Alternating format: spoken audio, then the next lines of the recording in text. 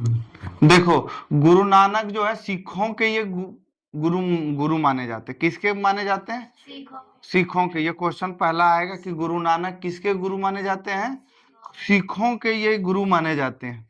दूसरी बात, हमारा धर्म में जैसे हिंदू धर्म है, जैन धर्म है, बौद्ध धर्म है, इस्लाम धर्म है, उसी तरह एक धर्म है सिख धर्म, जिसमें क्या करता है, लोग पगड़ी पहनते हैं और वाहे गुरु करके कि क्या है, वो क्या करते हैं, गुरुद्वारा में पूजा करते हैं। हिंदू धर्म मंदिर में पूजा करता है, वो किस में पूजा करता है? गुरुद्वारा में पूजा करता है। तो गुरु नानक सिखों के क्या थे? धर्म गुरु माने जाते हैं। क्या माने जाते हैं? धर्म गुरु माने जाते हैं। क्वेश्चन पूछेगा कि गुरु नानक का जन्म कहाँ हुआ था, तो गुरु नानक का जन्म तलवंडी के लाहौर में, जो अभी पाकिस्तान में पड़ता है। कहाँ पड़ता है? पाकिस्तान में पड़ता है। वहां पे किसका जन्म हुआ था? गुरु नानक का। गुरु नानक का जन्म कहाँ हुआ था? पाकिस्तान में। इनका अभी भी जो जहां पे ये जन्मे थे, उस जन्म स्थान को किस नाम से जाना जाता है? नहीं रे, नानकाना साहब के नाम से जाना जाता है। जहां पे वो जन्म लिए थे, उसको किस नाम से जाना जाता है? नानकाना साहब के नाम से जाना जाता है। फिर एक क्वेश्चन पूछेगा, बार बार पूछ चुका है, ये सबसे ज्यादा रिपीटेड क्वेश्चन है कि गुरु नानक का जन्म कब हुआ था? 1469 ईस्वी में किसका जन्म हुआ था? गुरु नानक का जन्म हुआ था। यहां से ज्यादातर क्वेश्चन इसको तुमको ऑब्जेक्टिव में पूछेंगे। इनके पिता का नाम क्या था? कालूचंद खत्री। माँ का नाम क्या था? तृप्ता। और पत्नी का नाम सुलक्षणी था। गुरु नानक के पत्नी का नाम क्या था? सुलक्षणी था। और पिता का नाम कालूचंद था। माँ कैसे लिखेगा? गुरु नानक है, क्या है? गुरु नानक। ठीक है ना? गुरु नानक के बारे में सबसे पहले, ये सिख धर्म के क्या थे? गुरु थे, या प्रवर्तक भी माने जाते थे, गुरु थे। इनके बारे में फिर पूछेगा जन्म 1469 ईस्वी में। स्थान पूछेगा, जन्म स्थान पूछेगा तलवंडी। क्या नाम है? तलवंडी, और जो कि कहाँ पड़ता है? लाहौर, पाकिस्तान में पड़ता है। क्या पड़ता है? पाकिस्तान में पड़ता है। इनका स्थान का नाम किस नाम से जाना जाता है? दोनों मिला देंगे। जन्म स्थान को किस नाम से जाना जाता है?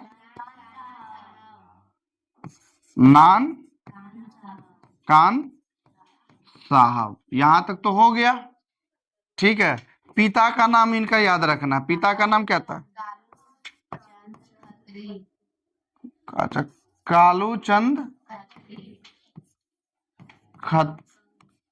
कालूचंद खत्री था। माता क्या था? तृप्ता। पत्नी का नाम क्या था? पत्नी थी सुलक्षणी। पत्नी का नाम क्या था? सुलक्षणी। दूसरा बात इसमें पूछेगा कि ये किसके कवि माने जाते हैं? ये किस प्रकार के कवि हैं? देखो, ये किस प्रकार के कवि हैं? तो निर्गुण। ये निर्गुण धारा के कवि हैं। निर्गुण, ये क्वेश्चन आता है। ये किस विचारधारा के कवि हैं? निर्गुण विचारधारा के कवि है। बताएंगे कि निर्गुण क्या होता है। मतलब चैप्टर की एक है, पहला चैप्टर है गद का, पद का।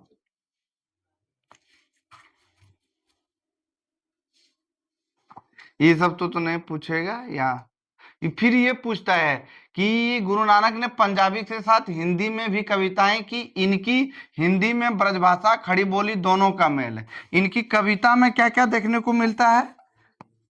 इनकी कविता में किस किस बोली को देखने को मिलता है? ब्रजभाषा मिलता है। क्या मिलता है? ब्रजभाषा मिलता है।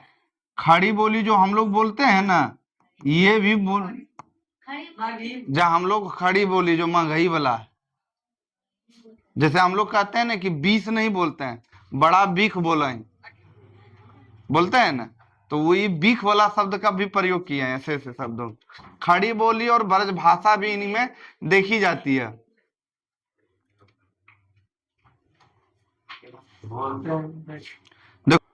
देखो गुरु नानक जो थे सिखों के धर्म गुरु माने जाते हैं, सिखों के प्रवर्तक माने जाते हैं। जन्म कितना हुआ था? 1469 ईस्वी में, स्थान तलवंडी में, और जो कि लाहौर पाकिस्तान में। इधर आ जाए, पाकिस्तान में, क्या है? पाकिस्तान में। इनका जन्म स्थान अभी कहाँ पड़ता है? पाकिस्तान में। जन्म स्थान को किस नाम से जाना जाता है? नानकान साहब के नाम से जाना जाता है। पिता का नाम क्या है? कालूचंद। माता का नाम है त्रिपता। पत्नी का क्या नाम है? सुलक्षणी। ये याद रखना। किस प्रकार के कवि थे? निर्गुण भक्ति धारा के कवि थे। इनकी कविता में किस किस भाषा को देखी जाती है? ब्रजभाषा और खड़ी बोली देखी जाती है। फिर एक और क्वेश्चन पूछेगा कि सिखों के जो 5वें गुरु थे वो कौन, उनका क्या नाम है? अर्जुन देव। सिखों के 5वें गुरु कौन थे? अर्जुन देव। ये कहीं यहाँ पे दिया हुआ होगा। सिखों के जो 5वें गुरु थे, सिखों के क्या थे? 5वें गुरु। यहां लिखाएगा कि 5वें गुरु सिखों के क्या थे? अर्जुन देव थे। अर्जुन देव थे। सिखों के 5वें गुरु कौन थे? अर्जुन देव थे। ये भी क्वेश्चन क्या होता है? आता है। गुरु नानक की रचना आती है, क्या आती है? गुरु नानक की रचना आती है। इनकी जो रचना है, गुरु नानक की रचना है जो है, गुरु नानक की जो क्या है, इंपॉर्टेंट है। रचना क्या है? बहुत इंपॉर्टेंट है। इनकी कौन कौन सी रचना थी ये ये पूछा जाएगा। रही रास इनकी क्या थी? रचना थी। गुरु नानक की रचना में जपूजी, ये भी पूछेगा। क्वेश्चन क्या पूछेगा? जपूजी पूछेगा। फिर ये क्वेश्चन पूछेगा आशा दीवार किसकी रचना है? आशा दीवार किसकी रचना है? गुरु नानक की। प्राण त्यागते समय ये क्या बोले थे? गुरु नानक प्राण को त्यागते समय वाहे गुरु बोले थे। क्या बोले थे? वाहे गुरु। महात्मा गांधी प्राण त्यागते समय क्या बोले थे? हे राम। ये क्या बोले थे? वाहे गुरु बोले थे। इनमें एक घटना है, क्या? मक्का और मदीना की घटना है। ये एक बार मक्का और मदीना की, जब मक्का और मदीना गए थे तो अपने जो पैर को जो है ना, जिस तरह मक्का था ना मदीना, उसी तरह वो पैर को फैलाए हुए थे। तो वहां पे गुजरने वाले जो मौलवी जो आए थे, बोला कि कैसा की क्या तुम है जिधर की क्या, मान लीजिए मक्का और मदीना का की क्या मस्जिद है, तुम उधर ही की क्या अपना पैर को रखे हुए हो। ये तो शोभनीय बात नहीं है, गलत बात है। तो बोले कि, तो वो बोले कि क्या कहाँ पैर को रखें? जिधर रखेंगे तो ईश्वर तो सभी जगह है। क्या है? ईश्वर क्या है? सभी जगह है। तो उसको इस बात का विश्वास नहीं हुआ। बोला कि तुमको अगर नहीं होता है तो हमारा पैर इधर कर दो, अगर ज्यादा लगता है। उनका पैरवा को जिधर करता था ना, उधर ही उसका क्या होता था? उधर ही उस दिशा में कि मक्का और मदीना क्या होता था? घूमता था। समझे कि नहीं? जिससे उसको बड़ा ही क्या हुआ? आश्चर्य हुआ। ये भी पूछेगा, कभी नहीं पूछा है। ये मक्का और मदीना का भी यात्रा की है, लेकिन ये क्वेश्चन कभी नहीं आया एग्जाम में। समझा कि नहीं? अब हम यहाँ पे आते हैं, एक और ये क्वेश्चन पूछेगा, ये जो है किसको की क्या निर्थक बताते हैं? तो कर्मकांड को क्या बताते हैं? निर्थक बताते हैं। कर्मकांड को क्या बताते हैं? निर्थक वो बताते हैं, सार्थक नहीं बताते हैं। इनको किसमें श्रद्धा है? किस चीज में इनको श्रद्धा है? तो गुरु नानक को सबसे ज्यादा श्रद्धा है राम नाम को लेने में, हरि नाम को भजने में। समझे कि नहीं? कर्मकांड को करने में नहीं है। अब देखो ये इनकी जो पंक्ति जो है, ये जो लिया गया है, इसमें पंक्ति में बताया गया कि राम नाम बिनु बिरथे जगी जन्मा। ये इनका पहला पंक्ति है। इससे तुमको क्वेश्चन बनेगा कि इसका भावार्थ स्पष्ट करें। 2 पंक्ति दे देगा, बोलेगा इसका भावार्थ स्पष्ट करें। फिर इससे क्वेश्चन बनेगा, राम नाम बिनु बिरथे जगी जन्मा। जग तो जन समझ ही जाता है तुम लोग ने, बड़ा जग में, जग मतलब क्या होता है? जगत। जन्म भी जन्मा, हम लोग बोलते हैं ना जन्म बोलते हैं उस तरह से, देखिए वहां कोई जन्म ले ऐसे करते हैं, जन्मा करके बोलते हैं। तो ये खड़ी बोली का है हमारा, ये जो क्या है खड़ी बोले। बिनु खाबे, बिनु कहते हैं, हम लोग कहते हैं बिना नहीं कहते हैं, कहीं कहीं बिनु बोल देते हैं, बोलते हैं कि नहीं। तो ये खड़ी बोली देखने को क्या क्या होता है, मिलता है। अब इसका अर्थ समझो, राम नाम बिनु बिरथे जगी जन्मा। इनका कहने का अर्थ है कि जो प्राणी राम नाम के बिना अगर जन्मा है तो वो क्या है, व्यर्थ है। अगर जिन प्राणियों के बोली में राम नाम नहीं है, अगर राम नाम का सुमरन नहीं कर रहा है, भजन नहीं कर रहा है, उस प्राणी को जन्म लेना इस संसार में क्या माना गया है, व्यर्थ माना गया। क्या माना गया, व्यर्थ माना गया। इनके दृष्टि से कहना है कि भिखू खावे, भिखू बोले, क्या है, भिखू खावे, भिखू बोले, बिनु नावे निफलू मटी ब्रह्मणा। इनका कहना है कि राम नाम के बिना भिखू खावे मतलब 20 के समान खाने के समान है। क्या बोलो रे बालक, 20 के समान है। दूसरा हाँ बोलो ना रे, क्या बोलना चाह रहा है, क्या बोलना चाह, बोलो बोलो क्या बोलना चाहती है।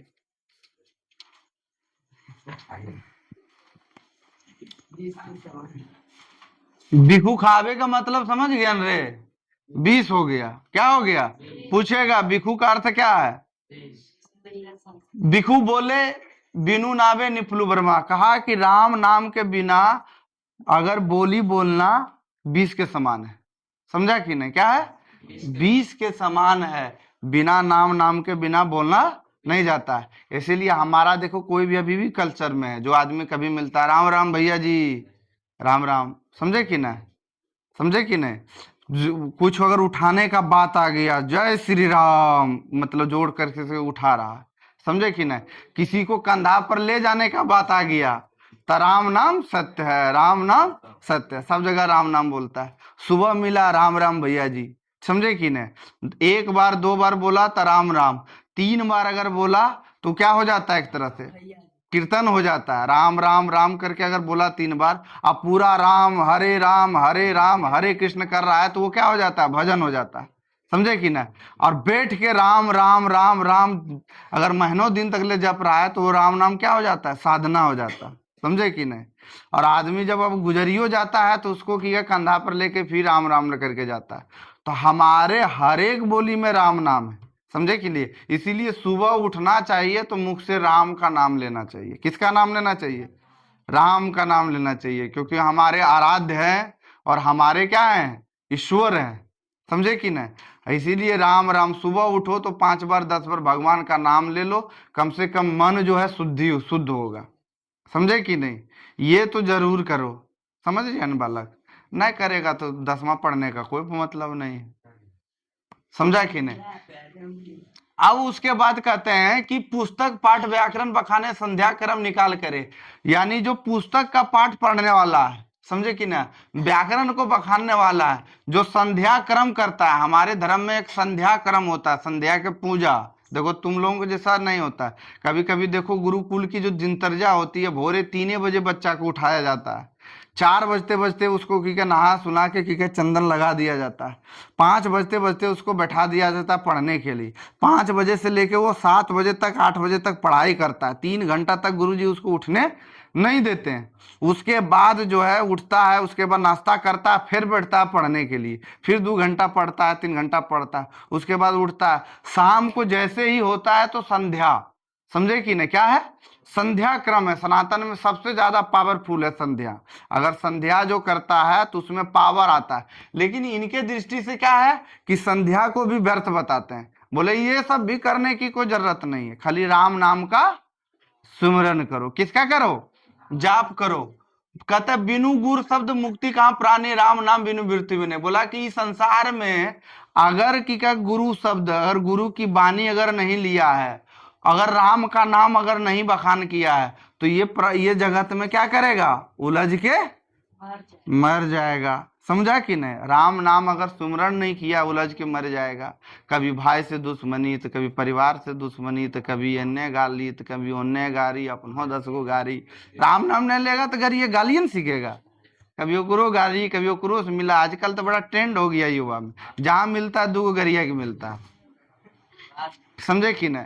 ये सब विनाश का पा रहा है लोगों में, समझे कि ना। जहां मिलता है 2 को गाली देता है, तब मिलता है, समझे कि। औरत वानी भी सुबह सुबह उठती है तो ऐसे ऐसे ऐसे करके तुरंत गाली देना चालू करती है, कहीं भी हुआ तुरंत गाली, समझे कि नहीं। ताली ऐसे ऐसे बजता है भजन के लिए, लेकिन उसका ताली ऐसे ऐसे बजता है। तो ये सब जो है देखने को मिलता है। तो वही बोला है कि अगर राम नाम नहीं अगर जपेगा तो क्या करेगा, संसार में उलझ के मर जाएगा।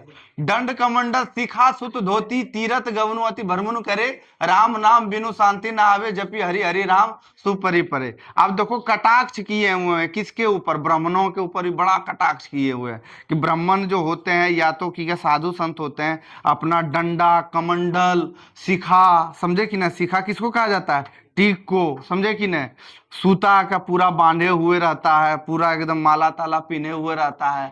और कहता है कि वो तीर्थ भ्रमण करते रहता है, क्या तीर्थ, केदारनाथ चले गए तो चलो भाई बद्रीनाथ जाएंगे, बैद्यनाथ जाएंगे, तीर्थ घूमते रहता है, सब जगह घूमते रहता है। तब वो बोलते हैं कि अगर वो व्यक्ति राम नाम का अगर सुमरण नहीं करता है, अगर हरि का नाम का जाप का सुमरण नहीं करता है, तो वो सारे तीर्थ क्या है, बेकार है, कोई काम आने वाला नहीं है। इसीलिए राम नाम का क्या करना चाहिए,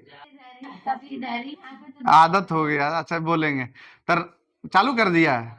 तो राम नाम के बिना क्या होता है, संसार में किसी व्यक्ति को शांति नहीं मिल सकती है।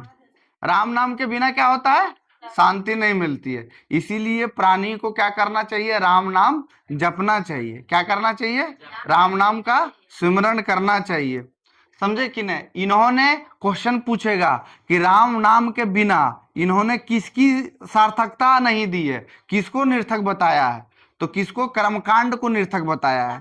जो ब्राह्मण या जो कि के साधु संत महात्मा भस्म को रमाए हुए, कमंडल लिए हुए, धोती पीने हुए, जटा बढ़ाए हुए, अगर तीर्थ तीर्थ व तीर्थ घूमते रहते हैं, अगर राम नाम का सुमरण नहीं करते हैं, तो उसका सारा तीर्थ क्या होता है, व्यर्थ हो जाता है। कोई दिक्कत।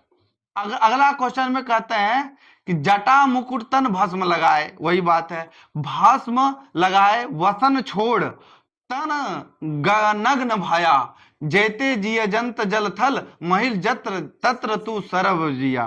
कहा गया है कि ऐसे जो भक्ति धारा का है, भगवान को पाने के लिए पूरे भस्म लगाए हुए रहता है, समझे कि नहीं। यहां तक कि वो अपना जो है वस्त्र को भी क्या करता है, त्याग देता है। वस्त्र को क्या करता है, त्याग देता है, वस्त्र भी नहीं पहनता। ये जाड़ा रहे गर्मी रहे, अपने तन पर वस्त्र नहीं पहनता। उसको अभी भी नागा बाबा बोला जाता है। क्या बोला जाता है, नागा बाबा बोला जाता है। वो अपने तन पर क्या करता है, वस्त्र नहीं पहनता, सिर्फ क्या लगाता है, तो भस्म लगाता है, समझे कि नहीं। इनके दृष्टि से कहा गया है कि वो सब सारे क्या है, निर्थक है। यदि आप जो है अगर राम नाम को अगर सुमरन नहीं कर रहे हैं, तो तन को नग्न करने से कोई फायदा नहीं है इनके दृष्टि से।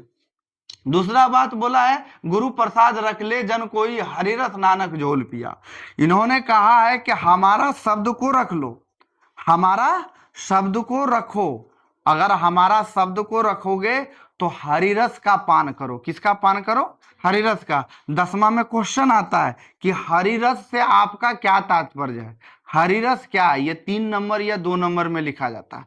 हरिरस का मतलब होता है, समझा कि नहीं, हरि का भजन करना, हरि का कीर्तन करना। जब प्राणी हरि का भजन और कीर्तन करते हैं, और भजन और कीर्तन करना, राम नाम का बार बार सुमरण करना ही क्या कहलाता है, हरि भजन कहलाता है। और उसी राम नाम का की का भजन करके पान करना क्या कहलाता है, हरि रस कहलाता है।